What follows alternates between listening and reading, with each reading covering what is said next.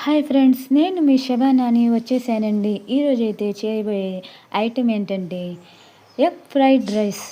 ఇందులో చూడండి కావాల్సిన ఇంగ్రీడియంట్స్.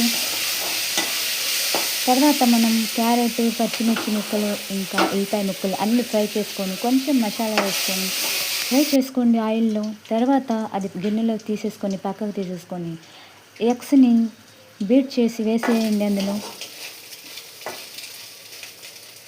అందులో ఉప్పు కారం చల్లుకొని తర్వాత చల్లార్చిన అన్నాన్ని అందులో వేసేసుకొని మొత్తం కలిపేయండి. Egg fried rice. తర్వాత దీంట్లో ఉల్లికాడలు ముఖ్యమండి. ఉల్లికాడలు వేస్తే ఆ స్మెల్ చాలా టేస్ట్గా ఉంటుంది. ఇంకా కొత్తిమీర చల్లుకోండి. చల్లుకొని ఉప్పు కారం రుచికి తగినంత వేసుకొని చూడండి. ఇంకా ఎగ్ ఫ్రైడ్ రైస్ చాలా టేస్ట్గా ఉంటుందండి, చాలా రుచిగా ఉంటుంది.